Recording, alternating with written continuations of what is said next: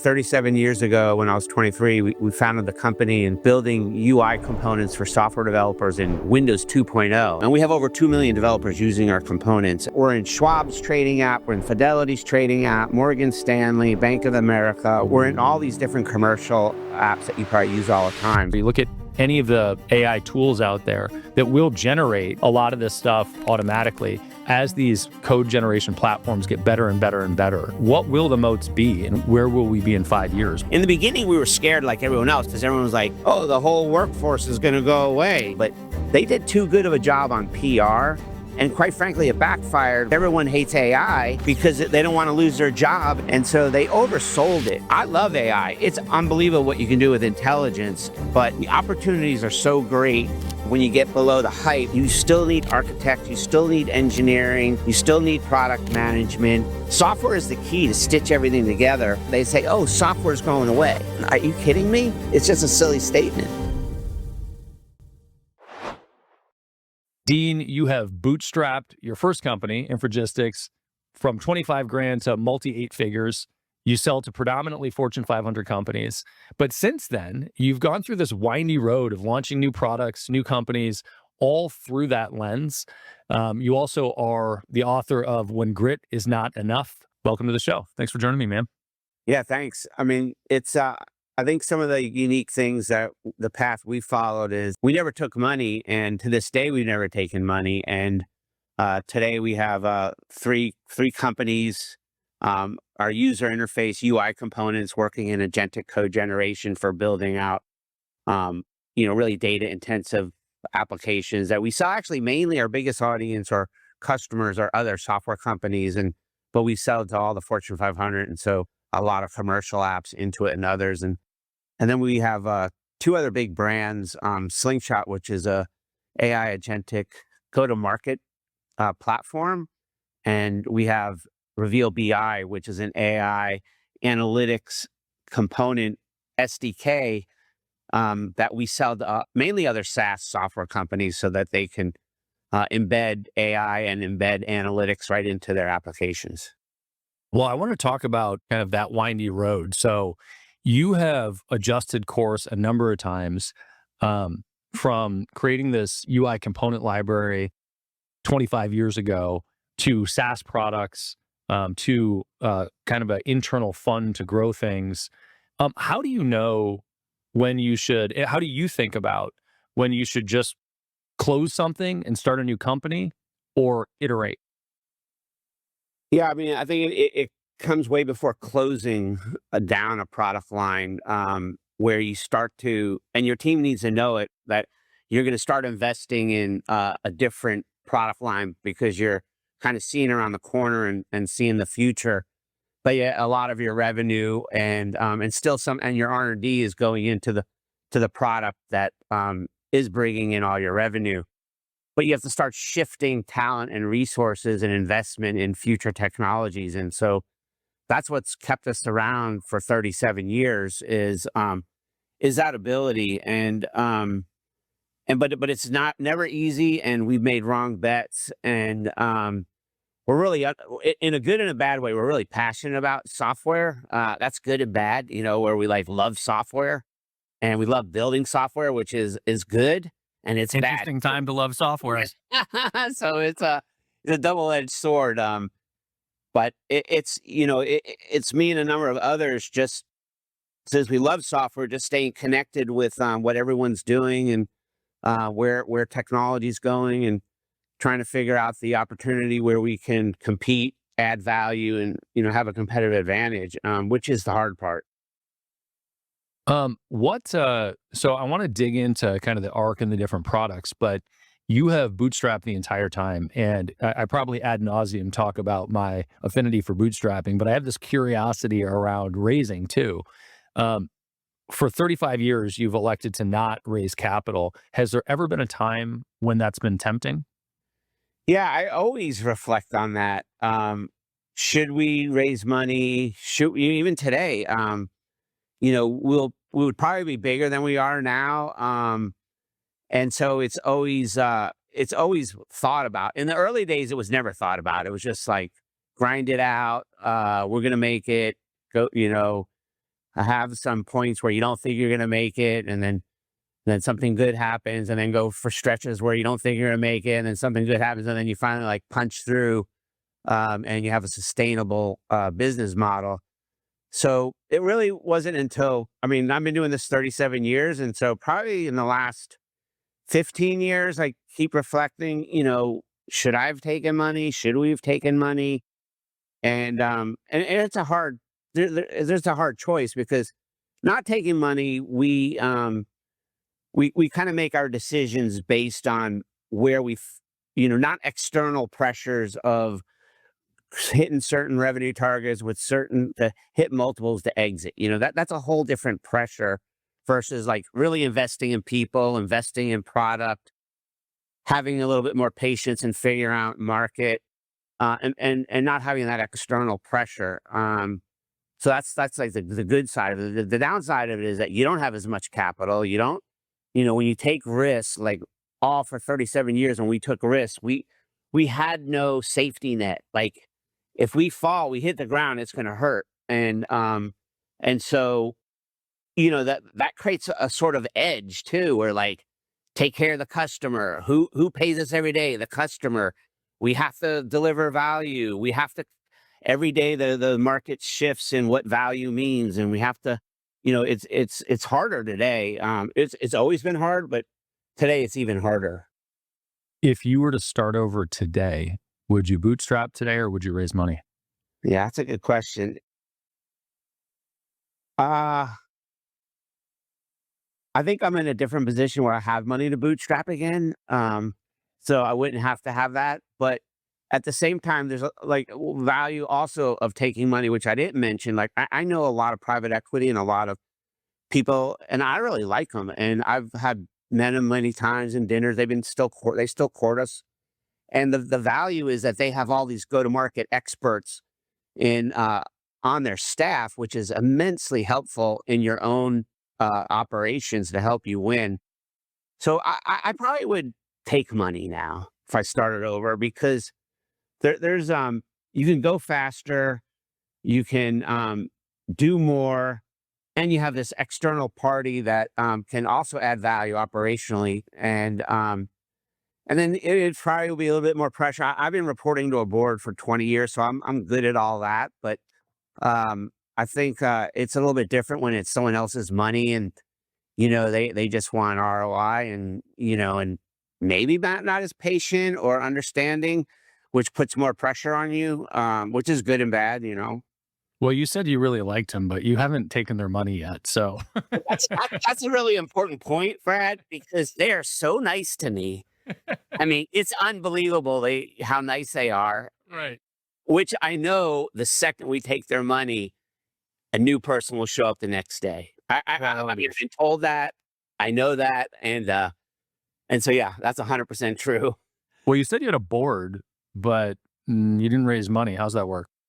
Well, about 25 years ago, I merged my company with my number one competitor, and so there was new shareholders, and I remained CEO of the company, and but then we had we created this fiduciary board, and quite frankly, the rhythm and process is really great. I mean, where we have to create strategic plans, we have to create annual plans, and that quarterly rhythm of just reporting out our problems and where we're focused and our goals, and the whole, and then the approval of the cycle of strat planning and annual planning. And it's a good process, and audited financials and tracking key metrics. And we have an internal fictitious stock price, not fictitious, but I feel like formulaic financially, fictitious. And, it's just for maybe internal options. It's not for more than that. And, so it's been a good thing. And I wasn't good at it for like everything. Like you're not good at anything until you do lots of repetition. And so Yeah. it took me a while to get good at it. But it's been beneficial in running the company. Do you think that that's an interesting construct? Do you think that it would be helpful for all entrepreneurs to create some sort of board to hold them accountable? I think it's valuable. I mean, you can create an advisory board, which is just, a diversity. It's like what's so important I've learned over the years is diversity of thinking. And so if you can get a diverse board that thinks differently than you, and I'll kind of give you, I'll answer your question directly, but like I used to hire everyone like me and we got along. We always made the same decisions and life was great. But that was the problem. Like we would always solve the problem the same way. And then I went to this Center for Creative Leadership and, which was eye opening to me. That one of the things I learned there was I need to hire people that are not like me and don't think like me so that as you're solving problems, they'll come up with an idea to go right. And then you guys build on that. And so circling back to your question, yeah, I mean, when you have outside advisors and you're very strategic about who you want to put on there, like what are competencies you don't have, or what experiences you don't have, or what markets that you don't have a great experience in. Having advisors will really help, and then getting that external outside in thinking and commenting is really valuable. And then if it's a fiduciary board, I believe in that now. If you would ask me this before that, it's like extra work. I don't want to do it. But now that I've gone through it, it is valuable. It creates a discipline in thinking and running the company. Yeah, I was just talking to somebody earlier today about how, fundamentally as an entrepreneur, a bootstrap entrepreneur, there is no accountability, right? The accountability is to you, right? And Yeah. you can say you have accountability to other people, but ultimately you're reporting to you. And Yeah. so I think having a board there seems like a pretty strong measure of accountability that you don't otherwise have when you're bootstrapped. Yeah, and it makes you prepare about thoughts in a structured way. It makes you talk about real issues, and I mean you have to have a trusting board, so you're just not going there and doing a dog and pony show how everything's great and hiding all your problems. I mean that's just a waste of everyone's time. Don't do that. But if you're really saying, because everything's always hard, and driving growth and making money is hard. I don't care who you are, how great you are, how much experience you have. That never seems to get easier. Um, and so, if you come at it from that point of view, just thinking about how to write a board packet, and like we send it out a week in advance. Our CFO writes up a whole MD&A, and I write up a whole board packet, and based on the quarter, whether we're doing action or annual or strategic plans. But the important thing is we send out in a week in advance, and we're not presenting. Like everyone reads everything. And then at the meeting, you're talking about problems and how they're trying to fix things and getting different perspectives. So it becomes very valuable. In the beginning, like even my board members weren't good at it. It was like, they didn't read the information, or they'd want me to present the information. It's like, that's just a waste of time. Okay, so what is the board meeting like? How long does that last? So when you say board meeting, I think about sort of quarterly planning and how I structure quarterly planning and how inevitably inefficient my quarterly planning is. And everybody prepping and reading makes lots of sense to condense that space. How long is that quarterly board meeting?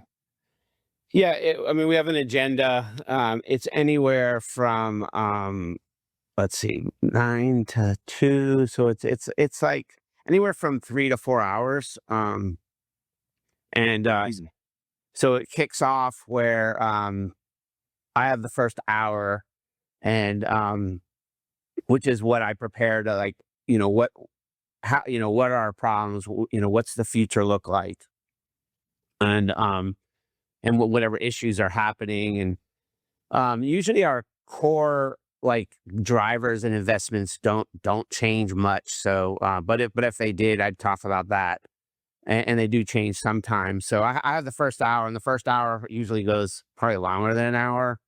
And then after that, we always have, based on the quarter, we'll have like the audit committee checking in. We're audited every year, and that's like 30 minutes. We'll have different agenda items. We'll have in Q2, I present a kind of strategic P&L, future 3 years P&L of where our investments are and where our expenses and spend on a very high level, and the strategic drivers of that. So that happens in Q2. then everyone buys into that. And then in Q3, the main topic is delivering our strategic plan. And then in Q4, delivering our action plan. How are we going to support that strategic plan the next year? And it gets a lot more serious because that's where we're going to spend money and burn cash or make cash. And but it's to support the 3-year strategic plan. And then our strategic plan is usually a little bit more optimistic, because why wouldn't it be? But then our annual plan needs to be more like stretch goals, where it's always more. We always have to do more in terms of revenue, and so you're stretching it, but you don't want it to be too optimistic, because there's nothing worse with your team reviewing where you're at on your goals and you're 30% below plan all the time. That's just debilitating and is a waste of time. So, but at the same time, everyone wants more money. It costs more money.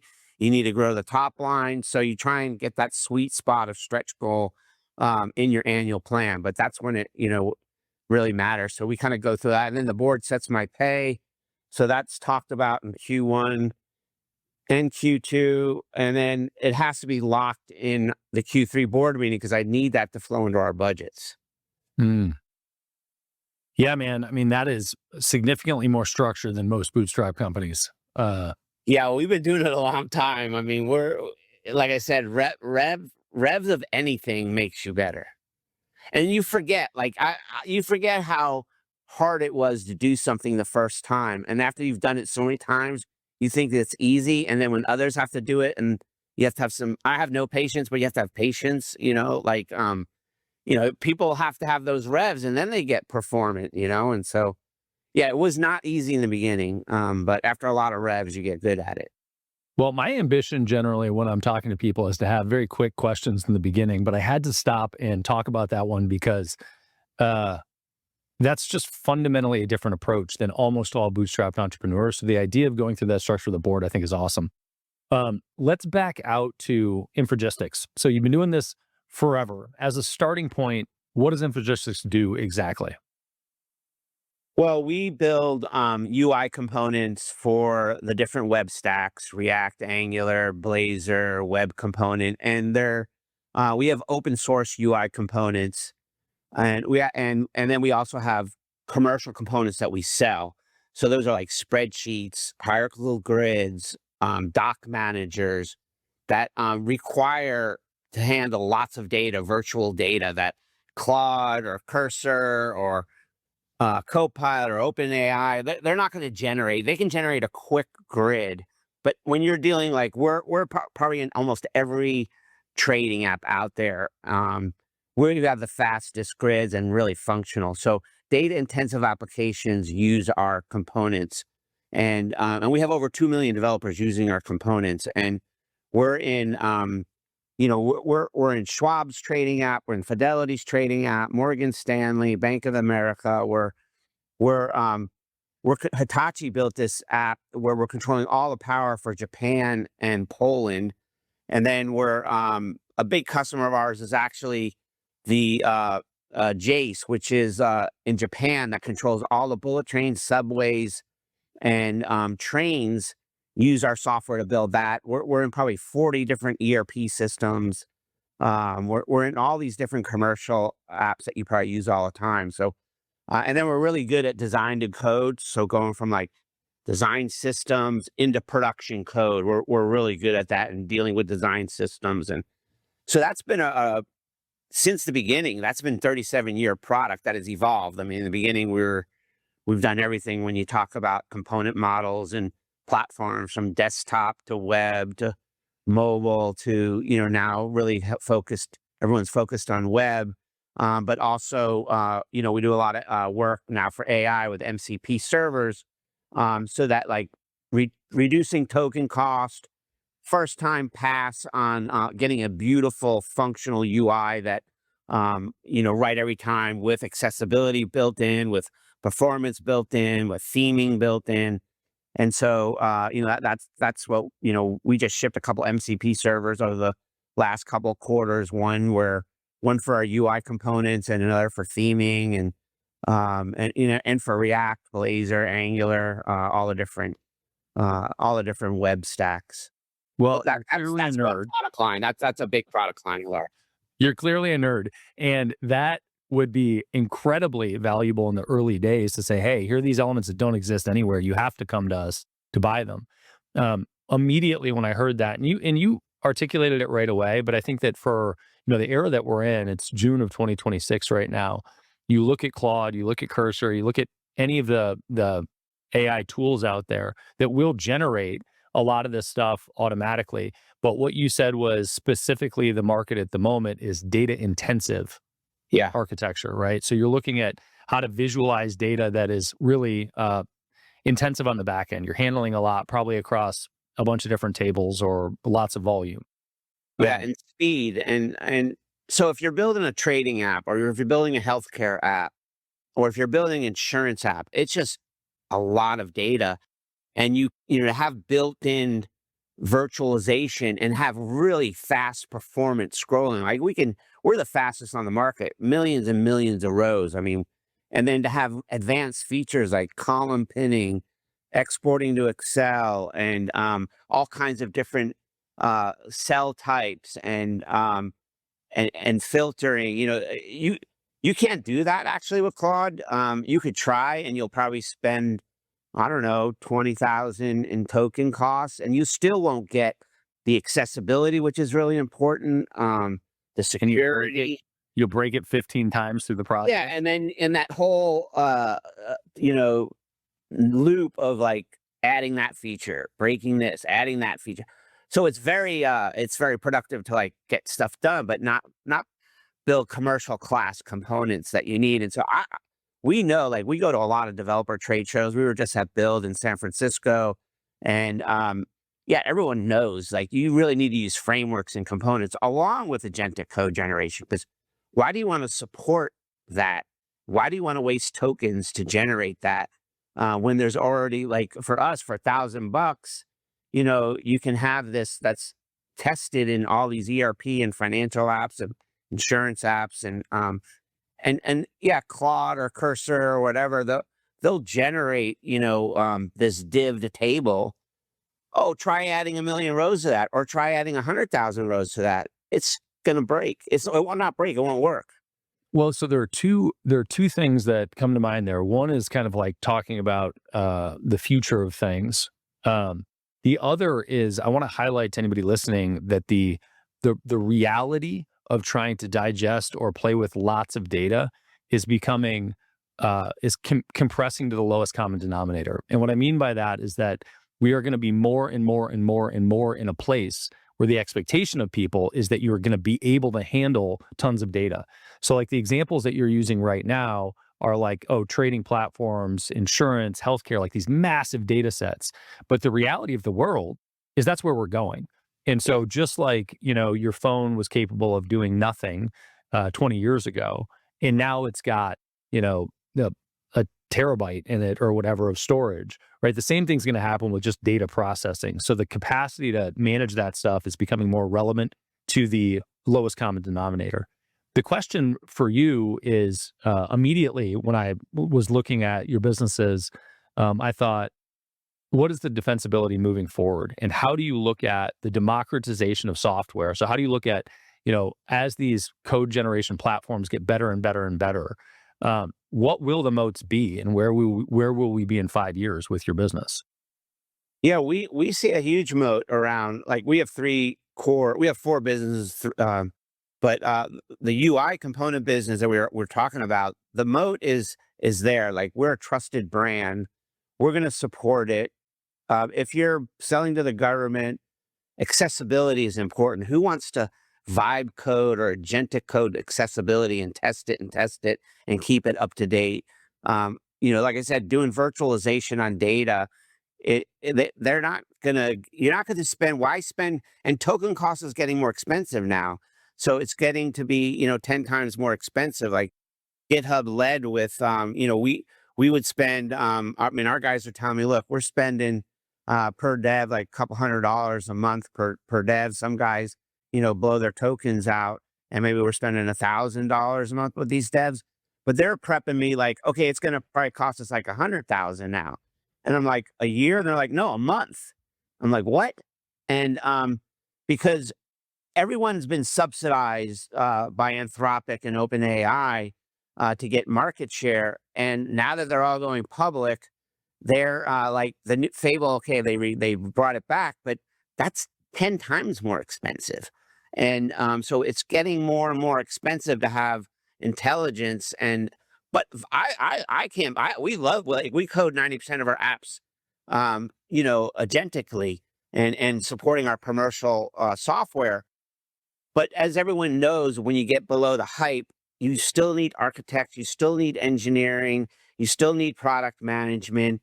And yet yes, you can go faster, but faster is not always better in terms of you have to think things structurally through of what you're building and how it's going to work. And so yeah, we see a 5-10 year easy moat, what we're doing with our UI components. And it's getting it's validated with. In the beginning, we were scared like everyone else because everyone was like, "Oh, the whole workforce is going to go away." Like, "Oh, really? Yeah, developers are going to go. There's no one needs developers anymore. No one's going to need financial analysts anymore. No one's going to need, all these jobs are going to go away." But they did too good of a job on PR, and quite frankly, it backfired because everyone hates AI because they don't want to lose their job, and it's created this really panic, like for the younger generation, like, should I go to college?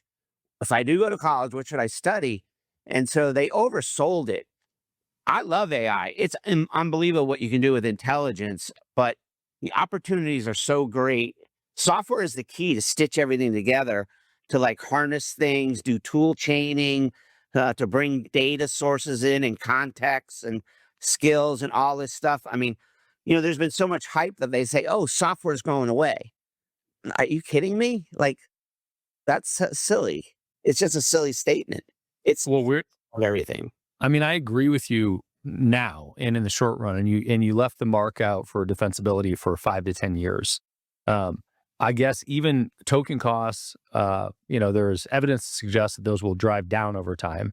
I think we're obviously in an expensive place right now, but so token costs would be a really relevant consideration moving forward. I don't think it's going to drive down with once they go public. Where it's going to drive down is local models, on laptop models, models that are reinforcement learned, reinforcement trained, that are open source models. I think, like, we already do this today. Like, we have a lot of AI built into our products, and every task or every workflow doesn't need the highest model that costs the most. And so we're already optimizing, and a lot of people are, to use different models for different tasks because of cost matters. And, future people are going to have payroll budgets and token budgets, but it's always going to be a consideration. And plus, no executive or manager likes to not like understand cost for the year. "Oh, what do you mean? Okay, I paid $20 a month for my chat GPT, but now you're telling me like these toolings they're blowing their token cost out, and now it could be 1,000 a month." And that's happening. It's like the new pricing model is, yeah, predictability on user seat, which has a bunch of tokens built into it.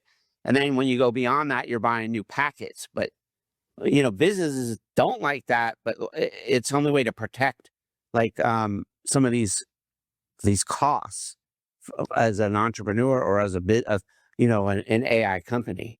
Do you think that we'll get to a point in the next 5 or 10 years where agentically you can recreate the complex structures in a cost-effective manner? I'm not sure what you mean, recreate the complex structures. I mean, I think agentic is great. There's a I lot of mean, talent. I mean specifically your use case, right? So you're talking about, some of the great unique features that are super complicated to build, right? So handling tremendous amounts of data very quickly with a very dynamic interface virtually, right? So that's currently your moat. Do you think that 5 years from now, 10 years from now, we will be in a place where it will be feasible for a coding agent to recreate that stuff on the fly, period? And if yes, in a cost-effective manner, where the tokens would be cheap enough that would be disruptive to you? Well, I don't think tokens are going to get cheaper, but they will get cheaper from like some of the things we just talked about. But I think frameworks and components always make sense for someone else's problem to maintain and have reusability. And if the, like we have this one guy on our team, and we have this product called Slingshot, which we've been building for 8 years, spent tens of millions building it. And because we wrote all these APIs and we have MCP server, over the weekend, he used Claude and he rebuilt Slingshot, and he said he did it in a couple of days, and he did do it, but he was reusing all this stuff we already built. Now, could have he generated all the stuff that we built? Yeah, but like, that's so expensive. Why do that? So economics comes into it. Even in the future, like, why not have someone? Because here's the CIO problem. Everyone can create, and then they leave your company. I mean, do you want that mess where you have to have bugs and problems and new things come out that you have to add and change? Who wants that burden unless you're a software company, So even though it's easier, there's all these economics and maintainability jobs that are going to be there. Yeah. I think, look, I think it's an interesting conversation because we don't know where it's going to go, but my general hypothesis is along the lines of yours, which is that we will probably find ourselves in a position, we certainly now, but even down the road, where the frameworks or components or pipelines for things are what will remain, and then the other stuff will be created on the fly for whatever you want, but then it'll always want to plug into something else because why Exactly. rewrite it? Like, it's the same thing with the data architecture, right? It's like, oh, I can easily connect to data from multiple sources, whether it's Salesforce or GA4 or Databricks, right? I can easily one-off connect to it. You want to do it in a performant way, and you want to do it in a data security way. You want to do it in a compliance way, in a governance way, and then you want to do it at performance, at scale. You need to build a really strong data architecture that's feeding the AI contextually to have good output. Okay, you could vibe code that or agentically code that, but unless you're a serious architect, you just don't want anyone doing that. Just because you can drive a Ferrari, you're not going to go race around the track. It like, not if the stakes are high. Right. If you're going to race around the track for fun, okay, but if it's running a business, that's serious. Yeah. Well, let me back out and talk about the other elements of your business. So, at some point, tell me about sort of the $50 million internal innovation fund and how that came to be and what the point is of it. Yeah, the point is that, like, we've been through so many technology change. I mean, this is the biggest, but we've been through so much. And so we wanted to have a way and a structure to invest in the best ideas that our teams come up with.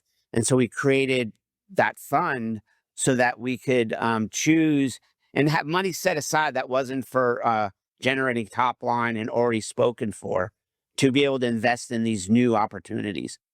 And that's where our Reveal BI came out of, which is it's a embedded analytics SDK that connects the data, does dashboarding, does AI, agentic, or not agentic, but conversational business analysis. We're using AI, and so that's just another example, like, of the other conversation, which is, oh, could someone just vibe code that product? Not really.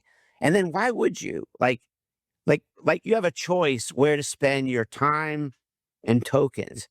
So, like, if you're an enterprise, you know how much technical debt you have that you should burn down?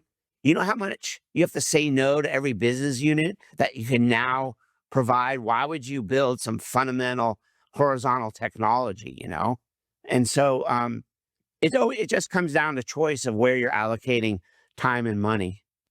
Okay. So you've been in business forever. You wrote a book called When Grit Is Not Enough. There's this, like, I think fundamentally, there's this grind culture in entrepreneurship, and that gets you moving. But if you don't build systems and scale, at some point, you don't have a business, first of all. You just have an expensive job or a time-consuming job that might pay you very well. If people are reading your book, what do you think, what principles in there do you think first-time founders underestimate the most? Underestimate. It takes time to build process and systems. I don't know. It's easier and faster today with AI, but also people are part of that process. So when that happens, you got to get people into a rhythm, train them, observe them, make sure it's flowing, and then move on to the next thing. So I don't know if people underestimate that, but that's certainly a not a given.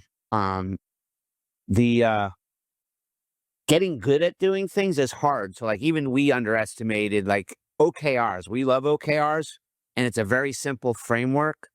Objective and key result, was invented in the 70s by Andy Grove, CEO of Intel, kind of like really popularized by John Doerr, the famous venture capitalist. So like, Google, Microsoft, DoorDash, a lot of people use them. I really love it because if I just say to you, increase margin by 20%, you're like, okay, there's lots we can do with that. But if we collaborate as a team, which is also important in creating OKRs, and you say, oh, okay, negotiate with vendors, get 5% there, train our people to be more effective, and we can get 5% there. So we're like prioritizing 3 to 5 things that we're doing to achieve the objective. That's why I really like OKRs. But like I said, the framework's really simple, but it's so hard to do. We have smart people, and I kind of feel like it took us 12 to 16 months to get really good at it, and I'm a Vistage speaker, which is like a speaker to these there's like 45,000 mid-market CEOs in there, and really smart CEOs, really great businesses. And we go through the OKR exercise, and everyone thinks it's easy. And then we do it. Like I make people do it with them, and it's hard. Like it's hard. So there's frameworks and processes that are easy to understand, but hard to implement. I think that's another thing. And another thing I talk about in the book is a scientific method of driving business outcomes. Very easy concept. Like look at the data, try and identify signals of why you're not achieving something, create hypothesis with the team, how you can do an experiment to improve that outcome. Intentionally, say what you want to learn and measure, go do it. It worked, you fixed it. It worked partially, you learned. It didn't work, you learned, and you keep iterating. Again, simple concept. It's the scientific method, has been around forever, but it's still hard to do. And then being data driven too is hard to do because data always tells you what's happening, not why, and that's the hardest part. Like data tells you what's happening, and then you have to like work with the team. If you keep asking why, maybe you'll drive your team a little crazy, but you'll really make them think because you start running out of answers, but it makes you think. And so like, why is conversion so low? Why aren't people sticking? Why? And then people start off, unfortunately, with just like ideas but not why, and so that's another really good process. But so concepts are kind of like really good business concepts are easy to understand, but hard in practice. And so that's where that repetition and working through it and involving the team, that's like so important because when you involve the team in solving problems and executing, you all learn together and you get better ideas and you get alignment and shared execution, so a lot of people that are A players, they're like, I could just do it faster myself. And, but you got to bring people along. And, today equations changing a little bit. Like we're really focused on being a great AI go-to-market company and how we execute. And so things are changing a little bit. We're like, okay, an A+ player usually gets to done work of 30 people, right? And then sometimes they're impatient with others to get work done. Now, because of AI, they can get 100x work, and they actually don't need as many people. So the equation is changing a little bit, but still the management principle of the team comes up with really good ideas, collaborate, you get alignment, it's better at executing and funner or more fun. I don't know if that's a real word, but Well, you gave me like 5 things or 10 that are from the book that I think are practical takeaways, but I want to double click on the people thing. But I also want to highlight a principle that you just said that I think is a really, really relevant one. First, that is that simple things are often very difficult to execute. Yeah. And I think refining thinking, i.e. defining the OKR that you're coming after, it reminds me of a Mark Twain quote, which I always mess up, but it's something like, I was going to write you a short note, but I didn't have time, so here's a long letter instead. Exactly. And exactly. to drill down and actually have that clarity of thought is really difficult, and it takes a lot of time, but that is the planning that allows you to run fast later. Yeah. The other thing you said is you have a lot of power with AI to like create the plan or help with the thinking, but you still need the people to do it. Yeah. And so it's not good enough to write the SOP. You then need to manage to the SOP for some period of time until it's actually in practice and running well. And Yes. sometimes you didn't write the SOP the right way in the first place. You need to clean it up. Sometimes it just takes time for the team to latch onto it and do it well, right? Yeah. But if you let it go and you just try to put an SOP on and move to the next thing, you're going to have to go back and fix it later. Yeah, and that's exactly right. You need to do what you just said, because there's issues, and sometimes, like, your good players will say, hey, the SOP is wrong, here's how to improve it, and then they improve it and they share with others.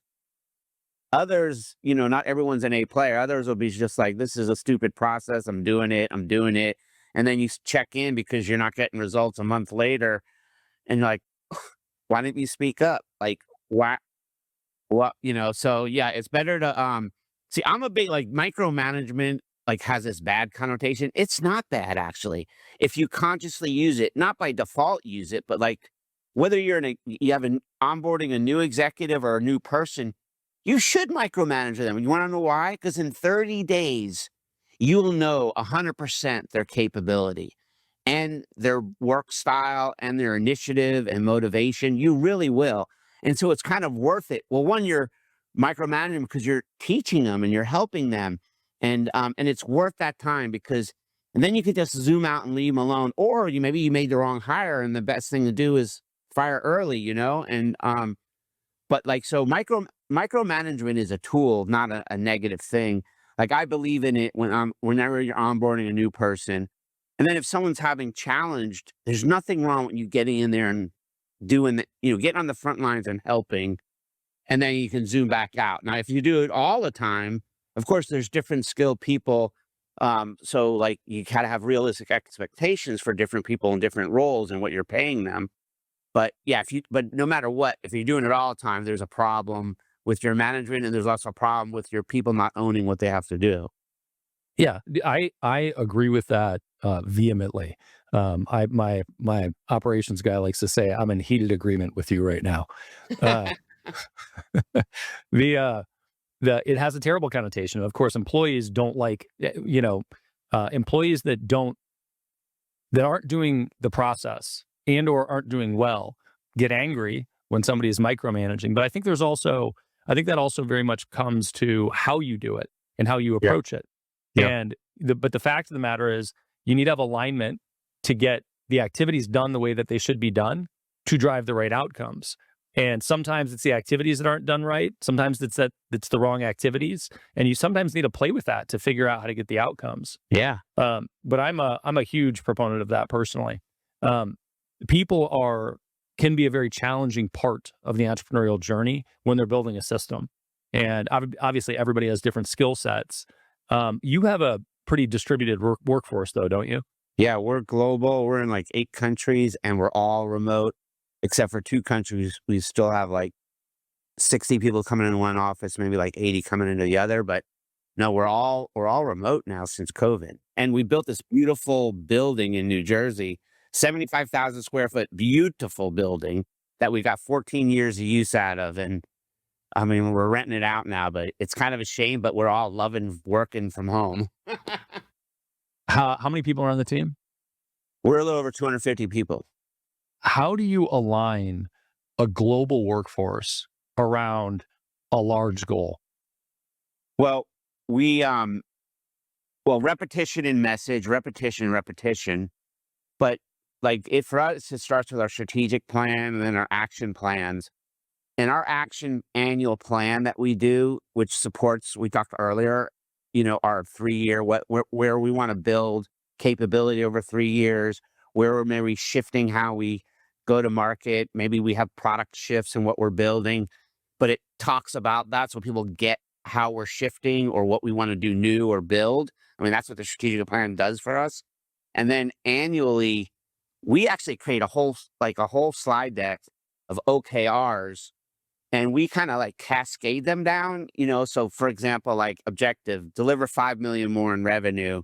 And then the 3 key actions are account-based selling, digital marketing, inside sales, whatever. And then those key results then can be an objective and then cascade down. So we kind of do it at a high level, and then we push the cascade down to the teams.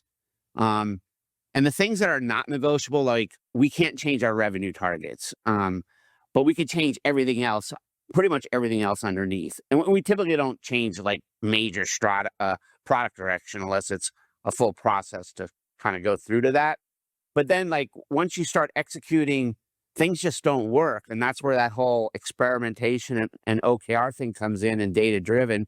But then you can keep changing to improve it. But a global organization, so it starts with that, and then it's just repetition, like in like annual or monthly. I talk to in front of the whole company, and I always talk about our vision and our core objectives and sharing our wins. And so like as a leader, it's really important to share stories, purposely good stories, which people love and remember, that highlights your vision, highlights your objectives, highlights your wins, make people feel good. And so telling stories as a leader is really important. It's very memorable for people, and it's purposeful. So you're highlighting your brand, your capability, your vision. Like we always talk about simplicity and beauty in the world, one app at a time. And so like you talked about before, Mark Twain, it's hard to make things simple. It's so hard. And so our customers come back to us and say, yeah, I'm using your UI components, and like my app's so beautiful, I'm winning deals. And you guys won the deal over your competitors because Reveal BI was beautiful, and we're like, yeah. And so like, and it's true. And so, but you repeat those stories. And so, and then we have OKR. So it's like really grounded, not in fluffy conversations, how's leads going? No. It's not just leads for leads sake. Are they converting to a meeting, converting to a pipe, converting to a forecast? And so like we're kind of like, it takes a while, but we're data driven, which you have to be careful of too, by the way. You can have too many metrics. And so, but we're kind of always talking about things. Like I was reviewing our monthly GTM, like, so each product line has a monthly GTM, and of course there, it's like filled with OKRs. Like here's what's going on with sales. Here's what's going on with marketing. And I mean, here's what our sales are, but here's what's going on with marketing. Here's what's going on with sales. Here's what's going on with SEO. So it's really that alignment and the process of planning, which I'm a believer in lightweight planning, but the process of planning also globally aligns people on execution. That's the value of it. And then you go and execute. I prefer most of our time spent on execution, but there's a piece of planning in there. And I talk about those things in my book, like OKR, scientific method, strategic plan, annual plan, go-to-market plan. And then the thing that keeps everyone informed and together is the rhythm of the business. So, and the rhythm of business sounds fancy maybe to you or maybe not, but it's like, okay, what's your daily, weekly, quarterly, what's your cadence of talking about problems and goals and formulation to how to, fix your go-to-market or fix whatever. So all those pieces really, the book ties in everything I learned over 30, when I wrote it like 2 or 3 years ago, everything I learned over 35 years through, reading, learning from others. And then the thing is, it's all from us doing, it's very operationally focused. And I love to read, and a lot of people love to learn. I do too.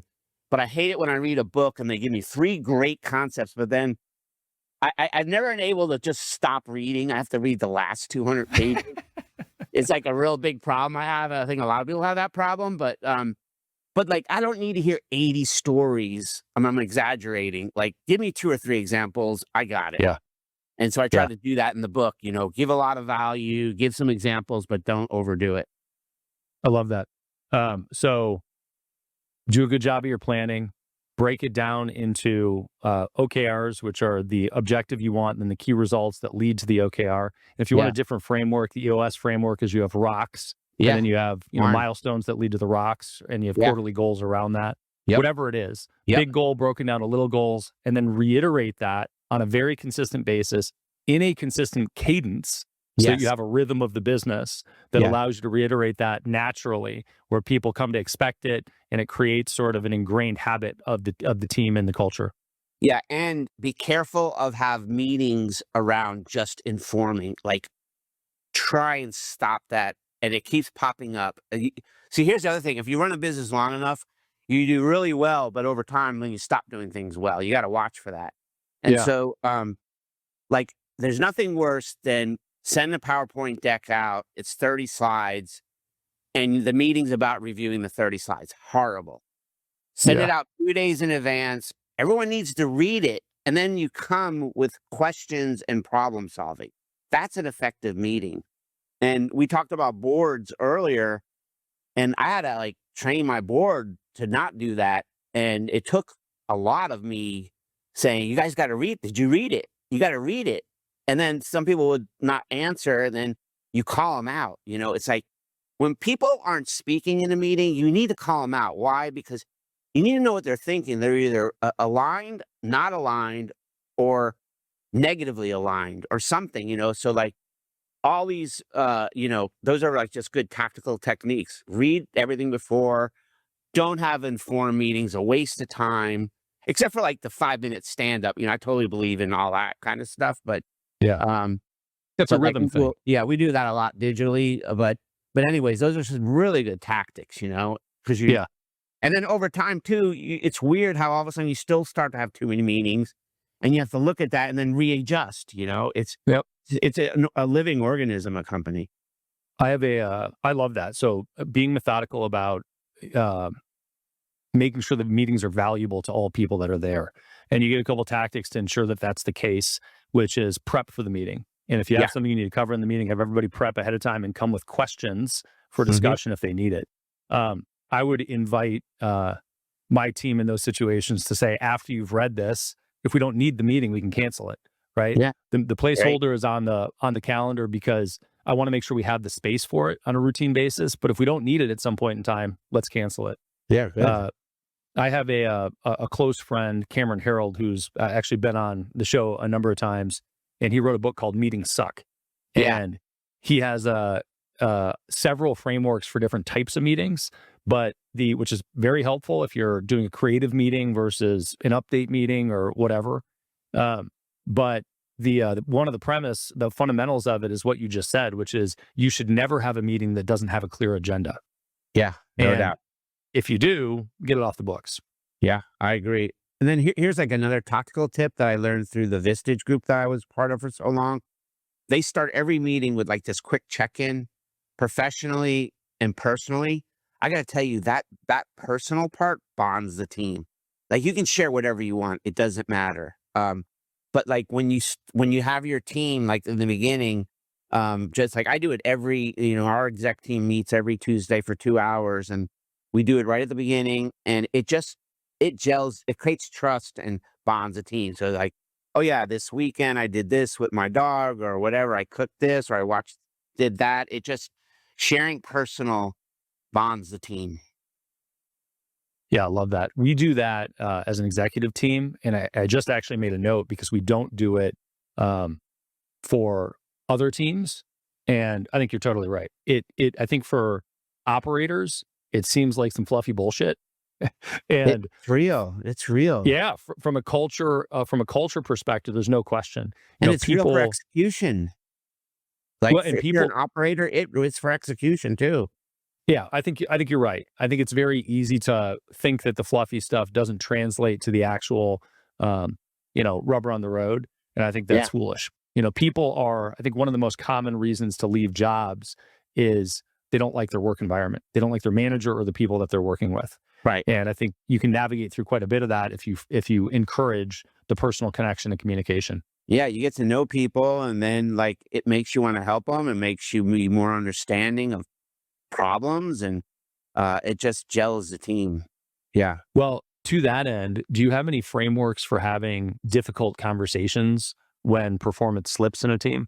Yeah. I learned, I talked about it in the beginning of our interview. I went to the Center for Creative Leadership, which was like scary, spooky how advanced psychology is. Like they know everything about us. And so like I had to take all these tests and got interviewed, and so they knew everything how I react. They knew how to like pull out my good and bad. And they placed me with people and different situations and high pressure, real experiential learning to pull it out. Like there's nothing like feedback, but there's nothing like forcing you into a bad situation to pull out your bad traits. And then you're like, you can't deny it. You just experienced it, And so at the end of this week, there was like some very strong A+ players there that were crying. I mean, it broke you down like that. But I learned this framework there, situation, behavior, impact, which is really powerful. Like you got to have the tough questions, not questions. You got to have the hard conversations for sure. And you need to do it like one-on-one, privately. Sometimes you have to have a second person there because of HR reasons, but most of the time you don't. Really just for you're really releasing somebody, having an HR person there. But situation, behavior, impact is like, okay, Brad, we were in that meeting and like you kept cutting everyone off. So that's a situation, that's your behavior. And the impact was everyone stopped talking. And the impact was like we stopped collaborating, and you're like, oh, I wasn't doing that. And I'm like, okay, you don't have to debate it, but like you gave that feedback. And so it's kind of powerful, situation, behavior, impact. So it makes people, oh, you interrupt too many people in meetings. Well, like if you give it soon enough, so like everyone wants examples, so that's like a powerful framework. Yeah. And giving feedback is important. I mean, normally people don't want to do a bad job, right? So people either thank you for the feedback, or people will be, whatever their personality is, they'll be resistant to the feedback.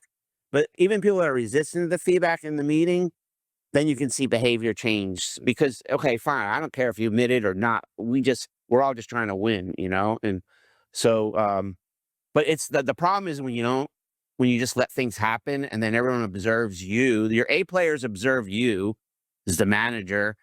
And if you keep putting up with bad behavior, they're going to leave and they're not going to respect you as a manager, So it has like a really bad team effect. And Well, so to that end, yeah, I love that. Any framework, I love frameworks in general. Like good. the thing that allows you to sort of follow a process to get somewhere. I think like I have a deep-seated belief that entrepreneurs really all want somebody to just tell them what to do. The problem is we have a hard time with authority. And so we have a hard time respecting or listening to the person or believing the person that's telling us what to do. We're always unique in some way in our heads. But I like frameworks for that reason. So finish the sentence. The easiest way to wreck a high performance culture is putting up with bad behavior. It's debilitating, and resources are precious. I love that. Well, a couple quick ones for you. What is a belief you've changed about scaling a business in the last 10 years?